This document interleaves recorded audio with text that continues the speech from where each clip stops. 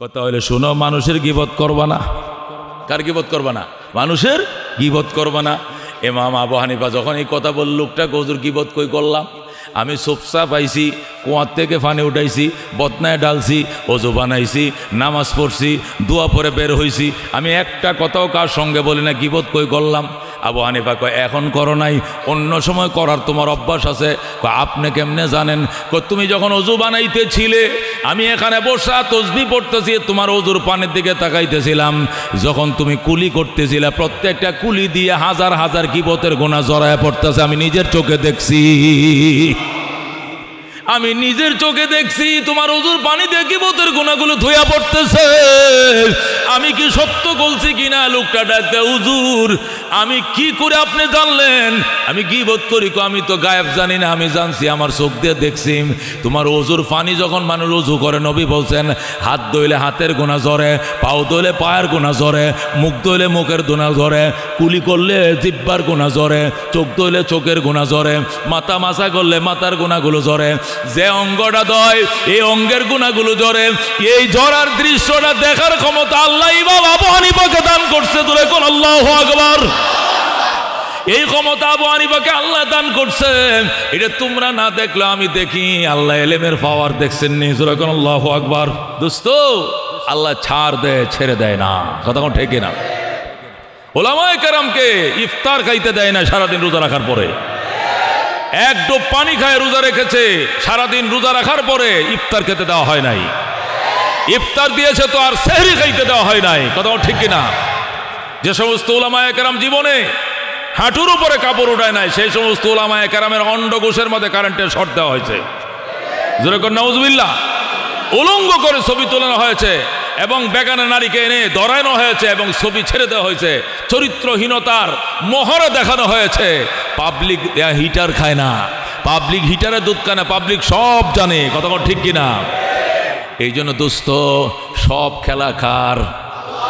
अगर एक तो नहीं मेराम तो कोई शय भी नहीं मेरी, जो तो मेरा तो सब कुछ मेरी, फलक मेरा जमी मेरी।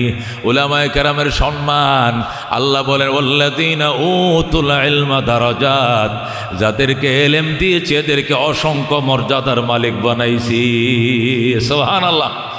এক একটা আলেমের সম্মান প্রেসিডেন্টের থেকেও বেশি, প্রাইম মিনিস্টার চেয়েও বেশি। কথা কোন ঠিক কিনা? কই প্রেসিডেন্ট অ্যাডভোকেট হামিদ সাহেব 2 টার্ম ছিলেন, 2 বার 2 টার্ম স্পিকার ছিলেন, 2 বার প্রেসিডেন্ট ছিলেন, 7 বারের এমপি ছিলেন। এখন তো কেউ জিজ্ঞায় না। কথা কোন ঠিক কিনা? এখন সাধারণ পাবলিক। কিন্তু উলামায়ে কেরাম সে এরশাদের সময় যে ইজ্জতওয়ালা ছিল, জিয়ার সামনে আরও ইজ্জত বাড়ছে, খালাদের বেলা আরও বাড়ছে, আওয়ামী লীগ বেলা আরও বাড়ছে, ফখরুদ্দিনের বেলা আরও বাড়ছে। যারা কমাইতে চেষ্টা করছো ইজ্জত কমে নাই, আরও 10 গুণ বাড়ছে। কথা কোন ঠিক কিনা? কারণ ইলম এটা এমন এক সম্পদ, ইলম এমন একটা সম্পদ, এটা মন্ত্রী মহোদয়ের আলমারিতে নাই, এটা এমপি সাহেবের আলমারিতে নাই, এটা মেয়র মহোদয়ের চাবি গাড়ির ভিতরে নাই। ইলম এমন একটা দন, এই দন নবীদের দন, এটা একমাত্র উলামায়ে কেরামকে দেওয়া হয়েছে। এটা কাহারও বাড়িতে নাই, কাহারও পথপুষ্টে নাই, এটা স্পেশাল একটা আল্লাহ তাআলার দান, এটা উলামায়ে কেরামকে দেওয়া হয়েছে। উলামায়ে কেরামের জামাটা কম দামে থাকতে পারে, পাঞ্জাবিটা সেরা থাকতে পারে, গড়িটা কম দামের হতে পারে, জুতারি কম দামের হতে পারে, কিন্তু যে নিয়ামতটা দেওয়া হয়েছে এটা এমন দামি নিয়ামত আর কাহারও বাড়িতে নাই। কথা ঠিক কিনা? এই জন্য আল্লাহ বলছেন আল্লাযীনা উতুল ইলমা দারাজাত, যাদেরকে ইলম দেওয়া হয়েছে তাদেরকে অসংখ্য মর্যাদার মালিক বানানো হয়েছে। কত মর্যাদা! আল্লাহ নিজেই বলছেন দারাজাত, আল্লাহ নিজেই বলছেন অসংখ্য। এখানে আমরা সংখ্যা বয়ান করে শেষ করতে পারবো না, এটা অসংখ্যই থাকবে। এত অসংখ্য মর্যাদার মালিক আল্লাহ উলামায়ে কেরামকে বানাইছে। সুবহানাল্লাহ। আমি ঘটনা তো শুনাইছি আপনাদেরকে, মুযাকারা করি। হারুন রশিদ যখন ইরাকের প্রেসিডেন্ট, আব্দুল্লাহ ইবনে মুবারক পাশেই মাদ্রাসার প্রিন্সিপাল। আব্দুল্লাহ ইবনে মুবারকের মাদ্রাসা হারুন রশিদের প্রেসিডেন্টের ভবন পাশাপাশি ছিল, কাছাকাছি ছিল। 1 লক্ষ ছেলে পড়ে আব্দুল্লাহ ইবনে মুবারকের মাদ্রাসায়। বিকালবেলা ছেলেরা খেলতে আসে, তখন মাদ্রাসার মাঠ ছোট, জায়গা হয় না, প্রেসিডেন্ট পার্কের মধ্যে ঢুকে গেছে। প্রেসিডেন্ট পার্কে যখন ঢুকছে তখন হারুন রশিদের স্ত্রী জেবুন্নেসা, এই হারুনের দুই স্ত্রী ছিল, একটা ছিল বিবি জুবাইদা আর একটা ছিল জেবুন্নেসা। জুবাইদারা দিনদার ছিল, জেবুন্নেসার একটু গাউরা ছিল, নাস্তিক টাইপের ছিল। জেবুন্নেসা ডাক দেখো হারুন, এই যে মৌলবীরা আমাদের পার্কে ঢুকছে, প্রেসিডেন্ট পার্কে, এটা আমাদের নিরাপত্তার জন্য ঝুঁকি, রাস্তা আটকায়া দাও।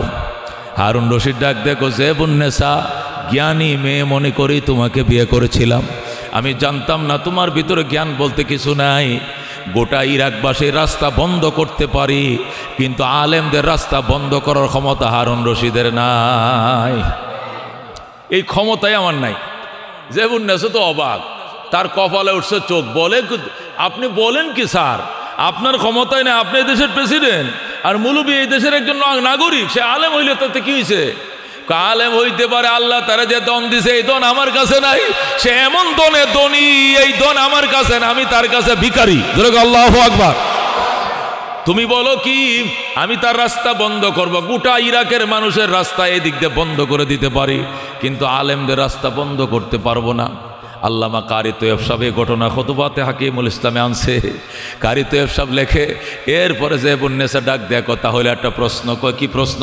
তুমি বড় নাকি এই মৌলবী আব্দুল্লাহ ইবনে মুবারক বড়?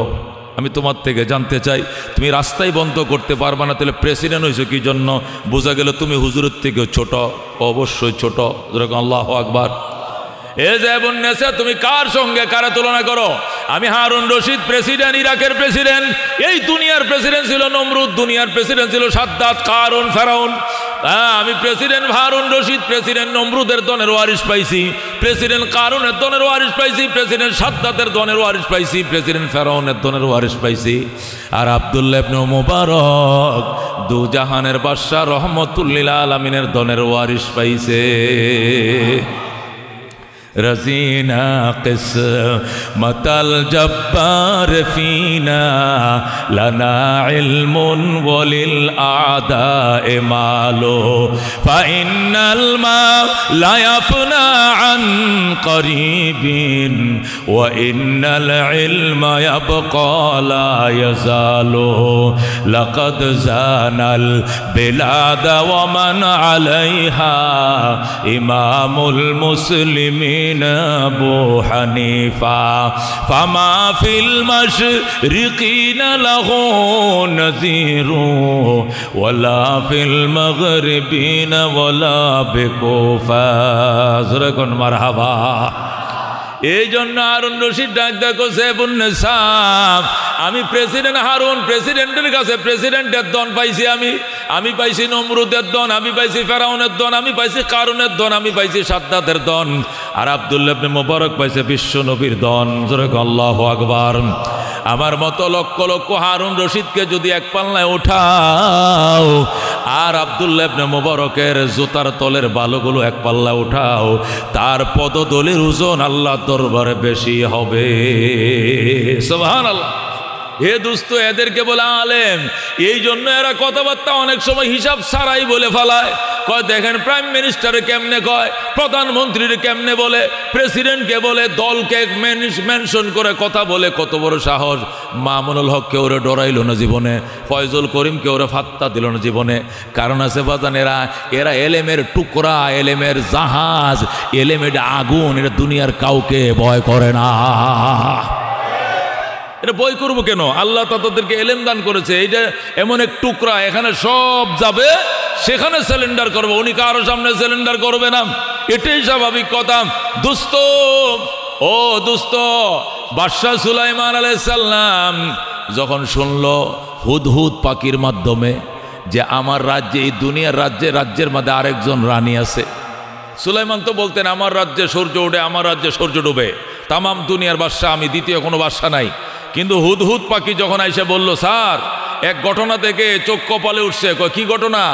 আমি পানির সন্ধানে এই জর্ডানের আম্মান থেকে আমি ইয়েমেনের সাবায় চলে গেলাম। ইয়েমেনের সাবা নগরীতে যায় দেখি এক মহিলা নিজেকে রানী দাবি করেছে, আর সুলাইমানকে বাদশাও মানে না, আল্লাহকে রবও মানে না।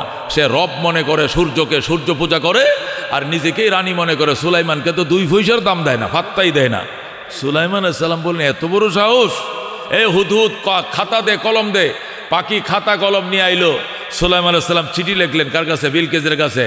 ইন্নাহু মিন সুলাইমান ওয়া ইন্নাহু বিসমিল্লাহির রহমানির রহিম আল্লাহ তাআলা আলাইয়া ওয়া আতুনি মুসলিমিন। জোরে কোন আল্লাহু আকবার। সুলাইমান চিঠি লিখছে 3টা লাইন। চিঠির মধ্যে কয় লাইন? কয় লাইন? 1 নম্বর লাইন হলো ইন্নাহু মিন সুলাইমান, পত্র লিখিলাম আমি সুলাইমান, দাউদ নবীর ছেলে আমি সুলাইমান চিঠি লিখলাম, প্রেরকের নাম দিল।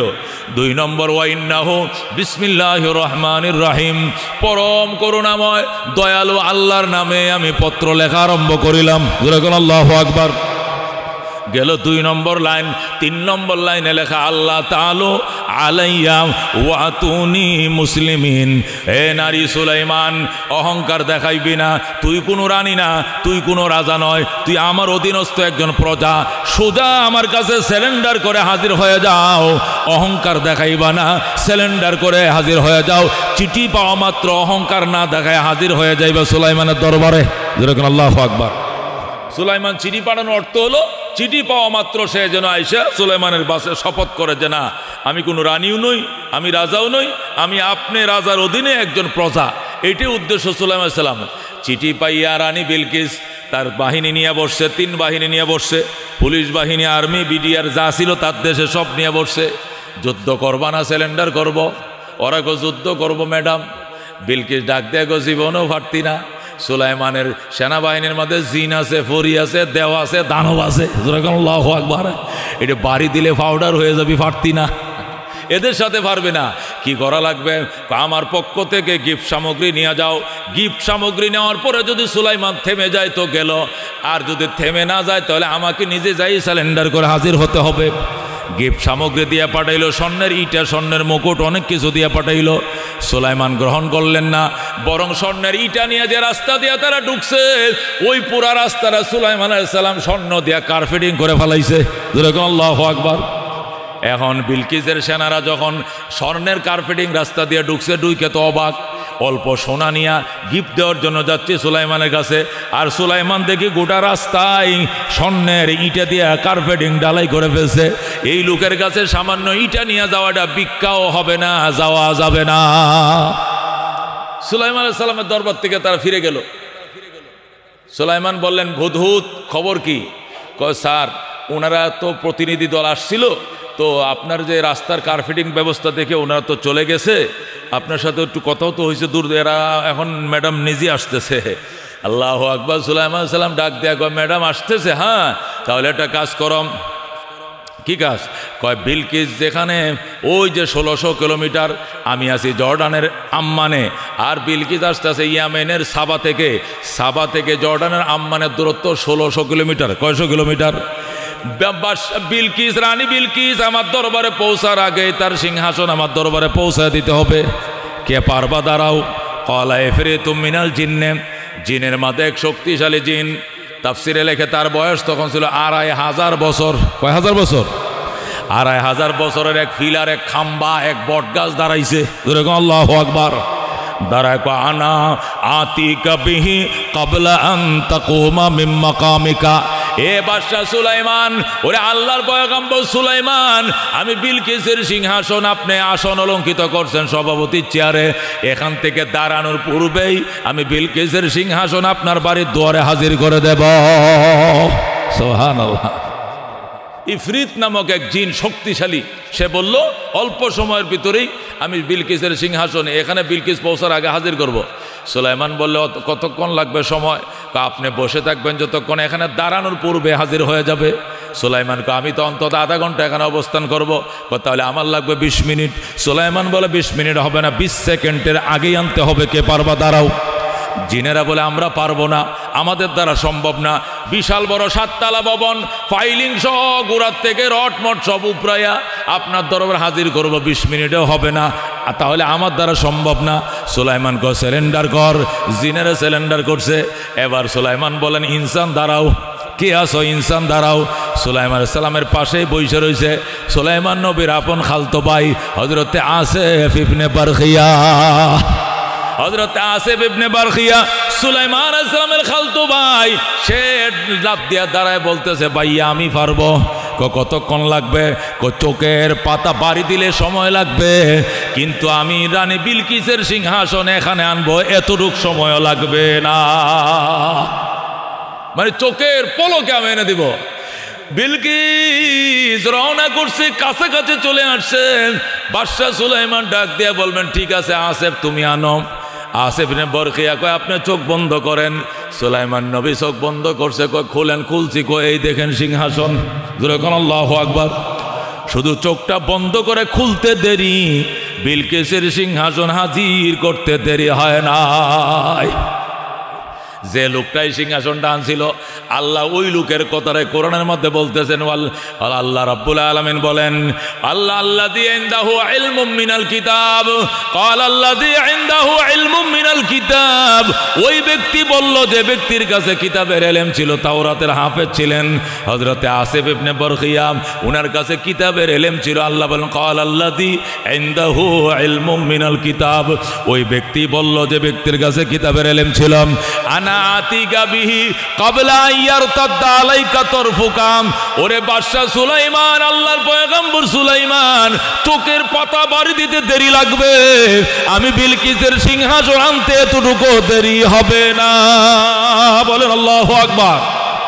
এ দোস্ত, আল্লাহ ওই লোকটার প্রশংসা করছে, ক্বাল আল্লাযী ইনদাহু ইলমুম মিনাল কিতাব।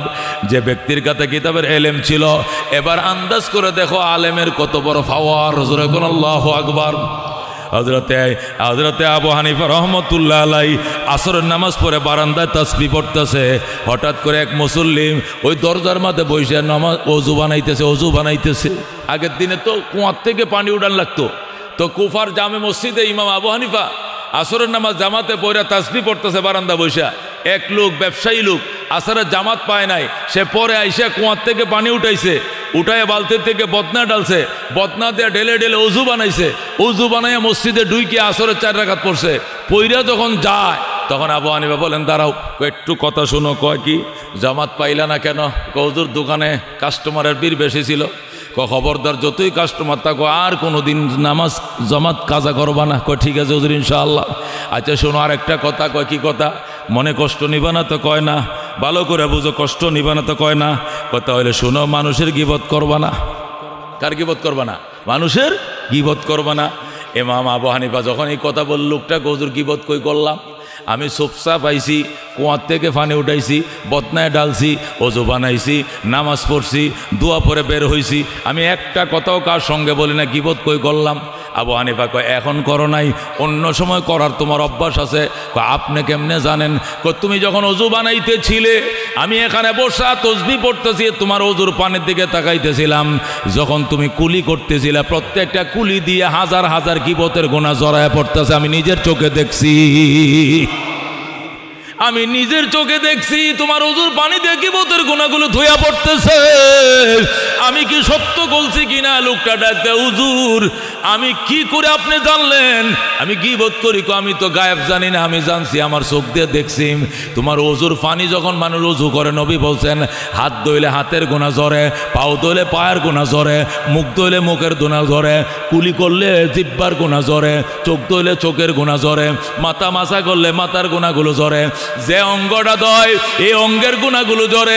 এই ঝরার দৃশ্যটা দেখার ক্ষমতা আল্লাহ ইমাম আবু হানিফাকে দান করছে। তোরে কোন আল্লাহু আকবার। এই ক্ষমতা আবু হানিফাকে আল্লাহ দান করছে। এটা তোমরা না দেখলে আমি দেখি। আল্লাহ ইলমের পাওয়ার দেখছেন নি? তোরে কোন আল্লাহু আকবার।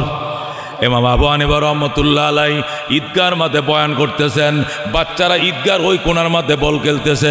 হঠাৎ করে একটা বল আইসে মারছে জোরে, আবু হানিফার সামনে পড়ছে। আবু হানিফা কয়, পোলাপান এনে ওয়াজ করতেছি, শুনোস না বেটা, দুষ্টামি করস কা? হুজুর আর দুষ্টামি করবো না, বলটা দিয়ে আলান, আয় লয়ে যা। কারণ বল থেরা তো 11 জন প্লেয়ার, বল নিতে কোনটাই আইব? এইটা কয় তুই যা, এটা আইতেছে না, তুই যা, আইতেছে। 10টা একজন আরেকজনকে ধাক্কাতে 10 জন সিলিন্ডার করছে যে আবু হানিফার সামনের থেকে বলটা আনার পাওয়ার আমাদের নাই। কিন্তু 11 নম্বরটার নাম হলো বিপ্লব। কি নাম?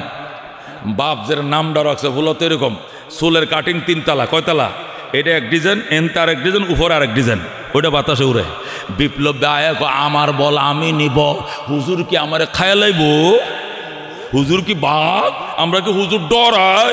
আমার বল আমি, এই বল খাবলা দিলে দৌড় দিছে।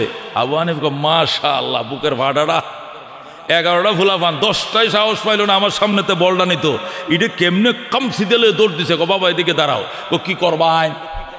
আমার মারবাইন? আমার কি করবেন আপনি? আমার দাঁড়াইতে কোন কেন? মমিন সিংহে ফুলা তো বুঝেন না, হেই বাসা মারছে আর কি করবেন আপনি? বাবা কিচ্ছু করতাম না, আমি তোমার একটু দেখতাম, একটু দাঁড়াও। বুকটা টান দেখো, দেখেন এমনি দাঁড়াইছে। আবু হানিফা 3বার টস মারছে, মারার পরে যাও বাবা দেখছি। এখন হে তো চলে গেছে, এরা তো আবার বল খেলা নিয়ে ব্যস্ত। ফুলাবান মানুষ তো বুঝে না, ছোট মানুষ। কিন্তু সামনের যারা ওয়াজের শ্রোতা যারা, এরা হুজুর কি দেখলেন? যা দেখার দেখছি। কি দেখলেন? জন্মের ঠিক নাই। যার সন্তান, এর বাবার কোনো পরিচয় নাই, সে নিজেও জানে না এর বাপকে। এই ছেলেটার কোনো কি নাই, বাপ নাই, সোজা হিসাব। এখন 2জন মুরব্বী চ্যালেঞ্জ করলো, হুজুর কোন কি এই ছেলেটা আমগো এলাকায় থাকে, ছোটোর থেকে ওরে সিনিয়র, বাপ নাই, বলেন কি বাপ সারা কি সন্তান কয়? কথা হলে ওয়াজ আজকে এতটুকু রেখে দিলাম, আগে যাচাই করো, আমার কথা যদি সত্য না হয়তো কাল থেকে আর ওয়াজ করবো না। আবু হানিফা ঈদগার মুসল্লি ছুটিতে ছেড়ে দিছে। 3 সদস্য বিশিষ্ট কমিটি যায়, তদন্ত কমিটি হই বিপ্লব বাড়িতে গেছে। যায় দেখ এক মুরব্বী মানুষ চেয়ারে বসে রয়েছে। চাচা আসসালামু আলাইকুম। আলাইকুম সালাম। বিপ্লব আপনাদের কি লাগে? কি লাগে? কাজে লাগাইছে। ডেলি 4-5টা জগরা বাড়িতে কিনে আনে, 5-7টা বিচার ডেলি তার করা লাগে। হ্যাঁ এরকম ভদ্রলোক। আজকে কি গন্ডগোল লাগাইছে? গন্ডগোল কিছু না, একটা বিষয় জানার জন্য আর কি। মুরব্বী উনি আপনার কি নাতি টাতি লাগে নাকি? কয় আসলে তো কিছু লাগে না, আমার বাড়িতে থাকে। তা আপনার বাড়িতে থাকে, আপনার কিছু লাগে না তার মানে? কয় না, ওর মা আমাদের ঘরে ছোট থাকতে আনছিলাম তো কাজ করতো, তো মেয়েটা বড় হয়েছে, বিয়ে দেওয়া লাগে। আমরা স্বামী স্ত্রী চিন্তা করতেছিলাম মেয়েটার জন্য একটা ছেলে দেখা লাগবে, বিয়ে দেওয়া লাগবে। হঠাৎ আমার ওয়াইফে কইতো, শুনছ লাভলি তো প্রেগনেন্ট হয়ে গেছে। ও মা, বিয়ে দিলাম না, শাদি দিলাম না, প্রেগনেন্ট কম নইলো? তা তো জানি না, যেমনি হোক প্রেগনেন্ট হয়ে গেছে। প্রেগনেন্টের থেকে পরে এই বিপ্লব হয়েছে। এখন হি যেদিকে যায় মনে করেন জগরা যত আছে সব কিনে বাড়িতে নিয়ে আয়। এই হলো ভদ্রলোকের অবস্থা। ইমাম আবু হানিফা রহমতুল্লাহ আলাই দেখা মাত্র বললেন যে এই ছেলের জন্মের ঠিক নাই।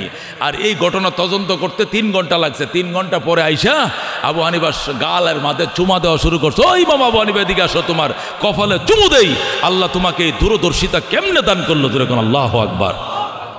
লাকাদ জানাল বিলাদ ওয়া মান আলাইহা ইমামুল মুসলিমিন আবু হানিফা ফামা ফিল মাশরিকিন লাহু নাযীরু ওয়ালা ফিল মাগরিবিন ওয়ালা বিকুফা। সুবহানাল্লাহ। এ দুস্থ বলতেছিলাম, উলামায়ে কেরামকে আল্লাহ একটা সম্মান দান করছে। ওই দেশ অনেক শান্ত থাকবে, ওই দেশ সুস্থ থাকবে, ওই দেশ খুব সমৃদ্ধশালী হবে যে দেশের উলামায়ে কেরাম সম্মানী। কথা কোন ঠিক কিনা? যে দেশে ঘিয়ের দাম আর সোয়াবিন তেলের দাম এক দাম, এই দেশে কোনোদিন শান্তি খুঁজে পাইবা না। কথা কোন ঠিক কিনা? ঘি তো ঘি কোনোদিন সোয়াবিন তেল হবে না। কথা কোন ঠিক কিনা? ঘিয়ের দাম আর সোয়াবিন তেলের দাম যদি এক হয়, তাহলে পাবলিকের দাম আর উলামায়ে কেরামের দাম এক। একই কথা। কথা কোন ঠিক কিনা? উলামায়ে কেরাম আমাদের মাথার তাজ। হযরত জি এনামুল হাসান সাহেব রহমতুল্লাহ আলাইহি 2011 সালে সর্বশেষ যেদিন বিশ্ব ইজতেমায় ছিলেন, এরপরের থেকে তো গ্যাঞ্জাম লাগছে তবলিগ নিয়ে। 11 সালে সর্বশেষ যিনি বিশ্ব ইজতেমা বয়ান করেন, মোনাজাতের আগে আমি একর ফ্যান্ডেলের সামনে বসে আল্লাহু আকবার। আমার আব্বু আইছিল। ময়মনসিংহওয়ালারা কিন্তু স্টেজের সামনে কি পায়? জায়গা পায়। বিশ্ব ইজতেমার স্টেজের সামনে জায়গা পাইতে হবে ময়মনসিংহের লোক হওয়া লাগবে, অন্য কোনো ডিস্ট্রিক্টের লোক হইতে পারবে না। তার কারণ হলো এখানে যারা থাকবে ওরা চিরা আর ওই গুড় খায়া দিন কাটাইতে হবে, যাতে প্রস্রাব পায়খানার জরুরত কম হয়, সব সময় জমে এখানে বসে থাকতে পারে। আর যারা স্টুপ গুতাবি আর ফুলকপি বাঁধাকপি ফাঁকাও, আজকে সকালে বিরিয়ানি, দুপুরে খিচুড়ি, রাত্রেবেলায় আবার কি মাছ গোস, যারা ওই পিকনিকে থাকে ওরা ওয়াজ শোনার, ওই ইজতেমা যায় বয়ান শোনার সময় পায় না, ওরা খালি ওই রান্না বাড়াতে থাকে।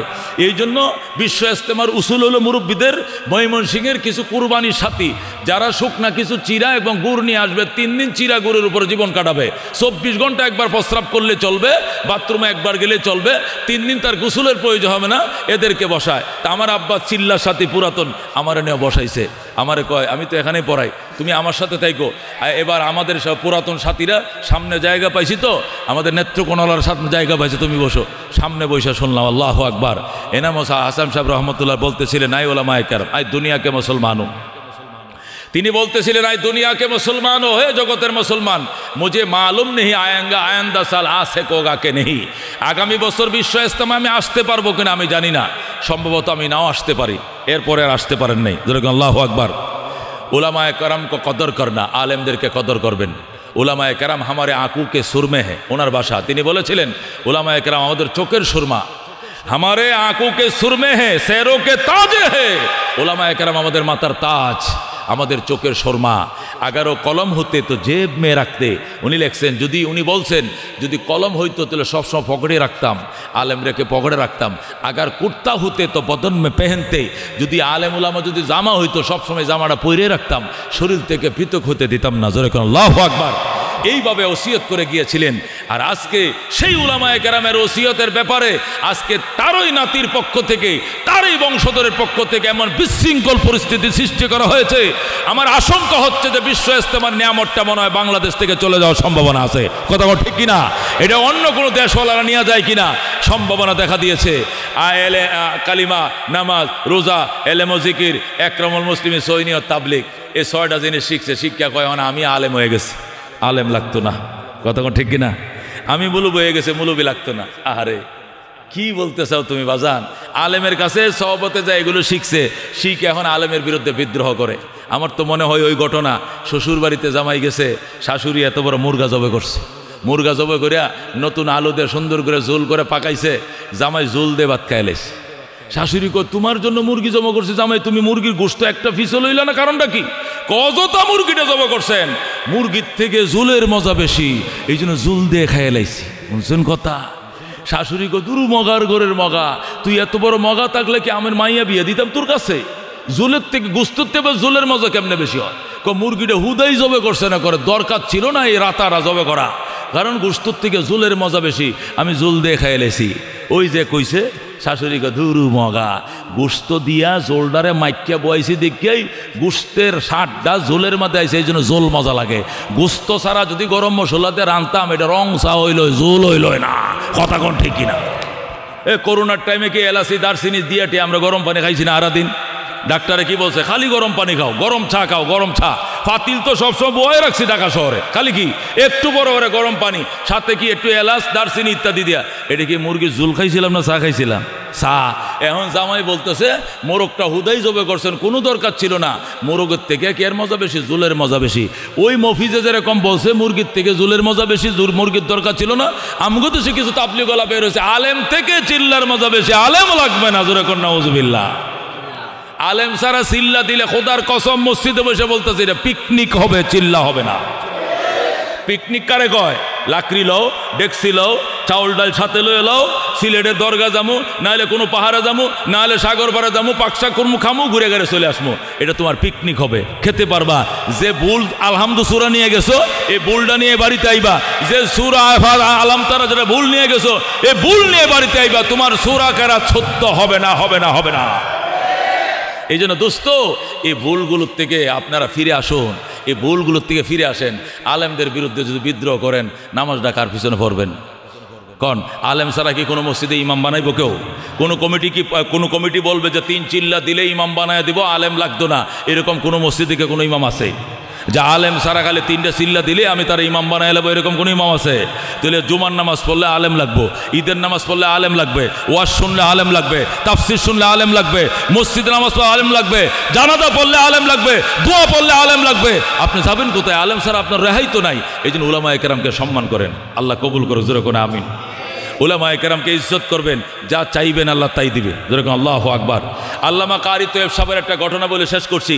আল্লামা কারি তৈয়ব সাহেব রহমতুল্লাহ আলাই খুতুবাতে হাকিমুল ইসলামে লেখে, আফগানিস্তানের বাদশাহ সুলতান মাহমুদ গজনবী উনি ভারতের বিভিন্ন হিন্দু রাজাদের বিরুদ্ধে 17 বার আক্রমণ করেছে। কত ঠিক কিনা? 17 বার অ্যাটাক করেছে। কত বড় পাওয়ারফুল এবং শক্তিশালী বাদশাহ! আফগানিস্তানের মতো ছোট দেশ আইসা মহাভারতের প্রেসিডেন্টের বিরুদ্ধে 17 বার আক্রমণ করেছে। সেই সুলতান মাহমুদ গজনবী রহমতুল্লাহ আলাই বলেন, আমি একদিন কান্দাহার থেকে কাবুলে যাচ্ছিলাম। আল্লামা কারি তৈয়ব সাহেব ঘটনা আনছেন। কান্দাহার থেকে রাষ্ট্রীয় কাজ ছেড়ে মন্ত্রী পরিষদ নিয়ে কাবুলে যাচ্ছিলাম। রাত দিন পার হতে হতে হতে রাত্রিবেলায় যখন আমি কাবুলে ঢুকি, যখন কাবুলে আমি ঢুকবো, ঢুকার টাইমে দেখি কাবুলের শহরের ভিতরে যে পৌরসভার লাইট আছে, ব্যাটারির সাহায্যে নতুন লাইট লাগাইছি আমি, এই লাইটের নিচে পড়ে বসে এক ছেলে আল্লাহর কোরআন পড়তেছে। যেরকম আল্লাহু আকবার। যখন ছেলেটা কোরআন পড়তেছে সে কাঁপতেছে রীতিমতো, পুষমাসা শীত, আর ওটি হলো হিলটেক্স এলাকা, পাহাড়ি এলাকা, বরফ পড়ে, এই বরফ পড়তেছে আর ছেলেটা কাঁপতেছে, শীতের পর্যাপ্ত কাপড় নেই, আল্লাহর কোরআন পড়তেছে। সুবহানাল্লাহ। সুলতান মাহমুদ গজনবী ঘোড়ার বহর নিয়ে মন্ত্রী পরিষদ উজির নাজির নিয়ে আসতেছে। ছেলেটাকে যখন দেখলো ওই পৌরসভার লাইটের নিচে বসে আল্লাহর কোরআন পড়তেছে, সুলতান মাহমুদ গজনবী ঘোড়ার থেকে লাফ দিয়ে নামছে। নাইমে ছেলেটাকে পাঁচা মারে বুকের সাথে ধরছে। বাজান, তোমার কি নাম? কয় আমার নাম আব্দুর রহমান। তুমি এখানে কি করো? কয় আমি আল্লাহর কোরআন পড়ি। এখানে পড়ো কেন রাস্তায় বইসা? কয় এখানে রাস্তায় বইসা পড়ি তার কারণ হলো আমার সাথী ভাইদের হারিকেনে আমি পড়ি। সাথী ভাইরা 10টা বাজে শুয়ে যায়। 10টা বাজে তখন তারা শুয়ে যায়, তাদের হারিকেন নিভিয়ে ফেলে। তাদের হেরিকেন যখন নিভিয়ে ফেলে তখন তো আমার নিজের তো হ্যারিকেন নামিয়ে 3 সন্তান, আমার বাবা নাই, আমার মা নাই, আমার হেরিকেন নাই, আমি কোথায় পড়ব? আমার মেধা কম, আমি পৃষ্ঠাগুলো বিনা লুকমা এখন ইয়াদ করতে পারি নাই। সকালবেলা হুজুরকে পৃষ্ঠা শোনাইলে লুকমা খাইলে মাইট দেয়, সকালবেলা ফজরের আগেই শোনাইতে হয়, নতুবা মাইট দেয়। এই জন্য আমি 12টা 1টা পর্যন্ত পড়তে হয়। কিন্তু সাথী ভাই তো 10টা বাজে হারিকেন নিবে ঘুমিয়ে পড়ে, আমি তো আর ঘুমাইতে পারি না, আলো পাই না। আলোর সন্ধানে এই লাইটের নিচে এসে আমি 12টা 1টা পর্যন্ত পড়ি। যেরকম আল্লাহু আকবার। 12টা 1টা পর্যন্ত পড়ার পর যখন পুরা মুখস্থ হয়ে যায়, এরপরে সরাসরি যাইয়া হুজুরকে সবকটা শুনাইয়া এরপরে ফজরের নামাজ পড়ি, এরপরে আমি ঘুমাই। যেরকম আল্লাহু আকবার। সুলতান মাহমুদ গজনবী ডাক দেখো, বাজান তুমি আমার ঘোড়ার উপরে উঠো, আমি এখনই তোমাকে রাজ দরবারে নিয়ে যাব। সুলতান মাহমুদ গজনবী বাদশা ছিলেন, তবে দিনদার ছিলেন, আলেমদেরকে মহব্বত করতেন। তিনি ঘোড়ার উপরে উঠাইয়া ছেলেটাকে নিয়ে গেলেন রাজ দরবারে। রাজ দরবারে নিয়ে রাজার গদির মধ্যে বসাইলেন আর বললেন, ছেলে আব্দুর রহমান, আজকের থেকে তুমি আফগানিস্তানের বাদশা। যেরকম আল্লাহু আকবার। তোমাকে বাদশা বানাইলাম। এই বলে ছেলেটাকে খুশি করলেন আর ডাক দিয়ে বললেন, তুমি বলো বাবা, হারিকেন কিনলে কয় টাকা লাগে? হারিকেনের তেল মাসে কয় টাকা লাগে? আল্লাহু আকবার। এরপরে খাতা কলম নিয়ে সুলতান মাহমুদ বলতেছে, বলো হেরিকেন কিনলে কয় টাকা? কয় 5 টাকা। হেরিকেনে সারা মাসে তেলের খরচ কয় টাকা? কয় 5 টাকা। তেল সাবানের খরচ মাসে কয় টাকা? 5 টাকা। তোমার যে শীতের কাপড় নাই, কাপড় চুবো লাগবে কয় টাকা? কয় এত টাকা। ছেলেটার থেকে হিসাব নিছে সুলতান মাহমুদ। হিসাব নিয়া 1 বছরের টাকাটা যোগ করার পর ক্ষতির ভিতরে ঢুকাইছে ক্ষতি। আগের দিনে ক্ষতি আসিল না, এখন তো মানি ব্যাগ বাড়িয়েছে। আগের দিনে কাপড় দিয়ে কি বানাইতো? ব্যবসায়ীরা ক্ষতি বানাইতো, কোমরের মধ্যে ফেসায় বাঁধে রাখতো। মুরব্বীরা দেখছেন নি? আমি দেখছি, আমার মনে আছে। ওই ক্ষতির ভিতরে টাকা 1 বছরের টাকা ঢুকাইছে সুলতান মাহমুদ। ঢুকাইয়া ছেলেটার কোমরে বাঁধে দিছে। কোমরে সুন্দর করে বাঁধে দিয়ে বলতেছে, আব্দুর রহমান, বাবাও নাই তোমার, মাও নাই তোমার, এখানে 1 বছরের খরচ দেওয়া আছে। আজকে যাওয়া মাত্র কালকেই তুমি একটা হেরিকেন কিনবা, কেরাসিন ঢুকাইবা, তেল সাবান কিনবা, কোরআনের রেহাল কিনবা, শীতের একটা জ্যাকেট কিনবা, কম্বল কিনবা, যা প্রয়োজন। আমি 1 বছরের খরচ দিছি, যদি আগেই ফুরিয়ে যায় আবার আসবা। যতদিন তুমি কোরআনের হাফেজ না হইবা, এতদিন তোমার খরচ বহন করার দায়িত্ব আমি সুলতান মাহমুদের। এটা আমার পার্সোনাল ফান্ড থেকে দিচ্ছি, সরকারি তহবিল থেকে নয়। যেরকম আল্লাহু আকবার। ছেলেটা যখন সব কিছু পাইছে, খুশি হয়ে গেছে। সুলতান মাহমুদ গজনবী প্রধানমন্ত্রীকে বলছে, আমার ঘোড়াটার উপরে ছেলেটাকে উঠাইয়া যেখান থেকে আনছে ছেলেটাকে সেখানে পৌঁছায় দিয়ে আসো। ছেলে বলতেছে, হুজুর আমাকে মাদ্রাসায় পৌঁছায় দিতে হবে। এই প্রধানমন্ত্রী সুলতান মাহমুদ গজনবী প্রেসিডেন্ট, তার প্রাইম মিনিস্টার প্রধানমন্ত্রী ঘোড়ার উপরে উঠাইয়া ছেলেটাকে কুলে বসাইয়া নিয়ে রওনা করছে বাড়িতে। যাইয়া মাদ্রাসায় নামায় দিছে। যখন রওনা করছে ছেলেটা যাবে, সুলতান মাহমুদ একটু দাঁড়াইছে, দাঁড়ায় কাঁদতেছে। ছেলেটা বলে, আঙ্কেল আপনি কান্দেন কেন? বাজান একটা কথা বলতাম, বলমনি? কয় বলেন। বাবারে আজকে 12 বছর হয়ে গেল, দুইটা জিনিসের আশায় 12টা বছর পার করলাম, আল্লাহ আমার একটা আশাও আইজও পূরণ করে নাই। তুমি এতিম মানুষ, সেওরা মানুষ, তোমার বাবা নাই মা নাই, তুমি কোরআনের হাফেজ, তুমি শেষ রাত্রে উঠে কোরআন পড়ো, ওই সময় আমার জন্য দোয়া কইরো আল্লাহ যেন সুলতান মাহমুদের 2টা আশা পূরণ করে দেয়। ছেলেটা কয় আঙ্কেল আপনার আশাগুলো কি কি? 1 নম্বর আশা, আজকে 12 বছর পর্যন্ত পবিত্র বিছানায় ঘুমায়, অজু গোসল করে ঘুমায়, দরুদ শরীফ পড়ে ঘুমায়, আল্লাহর কোরআন তেলাওয়াত করে ঘুমায়, দান খয়রাত করে ঘুমায়, নবীকে স্বপ্ন দেখার জন্য আজকে 12 বছর পর্যন্ত চেষ্টা করে, তারপরে নবীকে স্বপ্ন দেখতে পারি নাই। তুমি দোয়া করো আল্লাহ যেন নবীর সাথে মোলাকাত দিয়া দেয়, নবীর সাথে আমি দেখা করতে পারি, আল্লাহর হাবিবকে স্বপ্ন দেখতে পারি, তুমি দোয়া করো। ছেলেটা বলে ঠিক আছে দোয়া করবো আঙ্কেল। আর আরেকটা কি? আরেকটা মনের আশা হলো, এই পৃথিবীতে ভালো মানুষ পাইলাম না, ভালো মানুষ যদি পাইতাম তাহলে তার খেদমত করতাম, জুতা সোজা করতাম। তুমি দোয়া করো আল্লাহ যেন সুলতান মাহমুদ গজনবীর সাথে, ভালো মানুষের, শ্রেষ্ঠ মানুষের সাথে সাক্ষাৎ মিলাইয়া দেয়। ছেলেটা কই ঠিক আছে আঙ্কেল আমি দোয়া করব, কবুল করার মালিক আল্লাহ, তবে আমি এতিম দোয়া করব। আল্লাহু আকবার। ছেলেটাকে যখন মাদ্রাসায় নামায় দিছে, ছেলেটা উজু বানায়া 2 রাকাত নামাজ পড়ে আল্লাহর দরবারে ফরিয়াদ করে, আল্লাহ আমি ছোট মানুষ, আল্লাহ আমি ছোট মানুষ, আমার বাবা নাই মা নাই, আমার দীর্ঘ 12 বছর হয়ে গেছে, এই 12 বছরে আমার আকাঙ্ক্ষা ছিল একটা হেরিকেনের মালিক হতে পারি নাই, একটা জ্যাকেট কিনবো কিনতে পারি নাই, আমার বাবা নাই মা নাই, আজকে 12 বছর পরে আঙ্কেলে আমার হারিকেন কেনার টাকা দিল, সুইটার কেনার টাকা দিল। আল্লাহ তোমার দরবারে খুশি হয়ে দোয়া করি আঙ্কেলের 12 বছরের 2টা আশাও তুমি পূরণ করে দাও।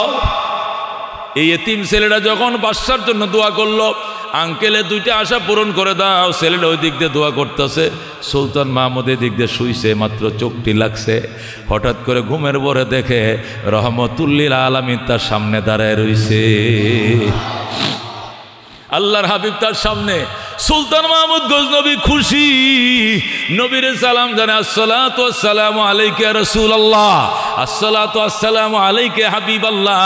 ওগো রহমতুল্লিল আলামিন, 12 বছর পর্যন্ত কান্দি আপনাকে এক নজর দেখার জন্য, আপনি কেন গো দেখা দিলেন না? আজকে কি মনে করে দেখা দিলেন আমার একটু বলবেননি? নবী কিছুই বলে না, শুধু মুস্কি মুস্কি হাসে। সুলতান মাহমুদ আবার জিজ্ঞাসা করে, হযরত 12 বছর পর্যন্ত কি অপরাধ করছিলাম আমি, আপনি দেখা দিলেন না, আজকে কি কারণে আপনি দেখা দিলেন আমাকে বলেন? আল্লাহর নবী শুধু হাসে, উত্তর দেয় না।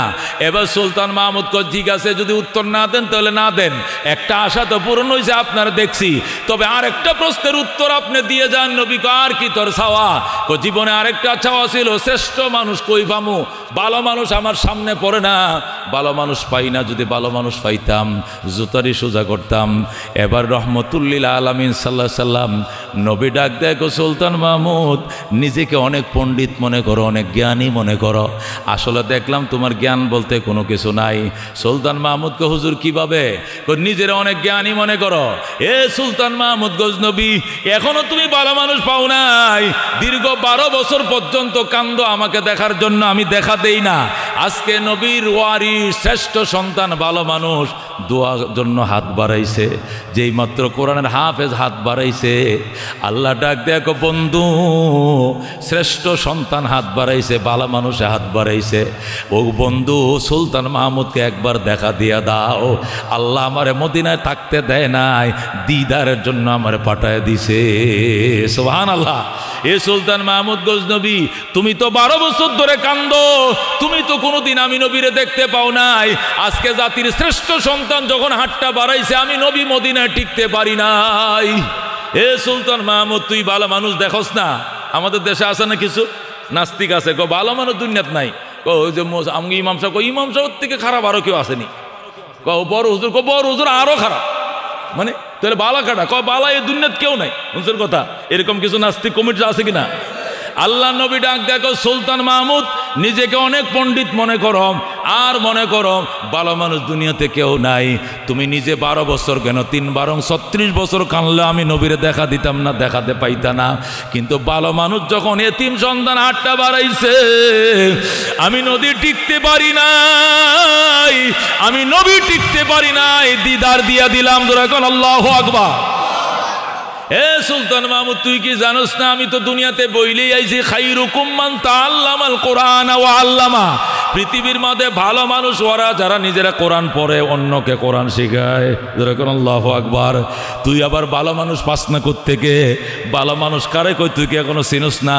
আমি তো দুনিয়াতে নবী বইলেই আইছি খাইরুকুম মান তাআল্লামাল কোরআন ওয়া আল্লামা।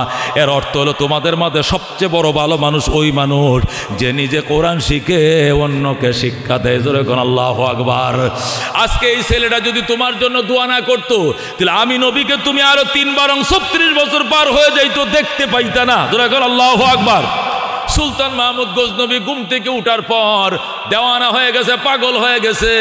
ওজির নাজির মন্ত্রী পরিষদকে ডাকছে, ডাইকে কয় আগামীকাল থেকে যত মসজিদের ইমাম, মাদ্রাসার টিচার, হাফেজে কোরআন আছে সকলের জন্য সরকারি বেতন বরাদ্দ দেওয়া হলো। এদের মতো ভালো মানুষ এই জমিনে আর কেউ নাই। যেরকম আল্লাহু আকবার। আল্লামা কারি তোয়েব সাহেব রহমতুল্লাহ আলাইহি খুতবাতে হাকিমুল ইসলামের মধ্যে এই ঘটনা লেখছে। লেখার পরে কারি তোয়েব সাহেব বলছে আমি দেওবন্দ মাদ্রাসার 50 বছর প্রিন্সিপাল ছিলাম। কয় বছর? উনি দেওবন্দ মাদ্রাসার, ওই যে দেওবন্দ মাদ্রাসা যারা কওমি মাদ্রাসার প্রধান, সেখানে 50 বছর মুহতামিম ছিলাম। আমি জীবনভর লক্ষ্য করেছি, খোদার কসম খায়া বললে হানে সব না, যে সমস্ত মানুষ কোরআনের পাখিদের জন্য খাবারের ব্যবস্থা করে এরা জীবদ্দশায় নবীকে স্বপ্ন দেইখায় এরপরে মৃত্যুবরণ করে।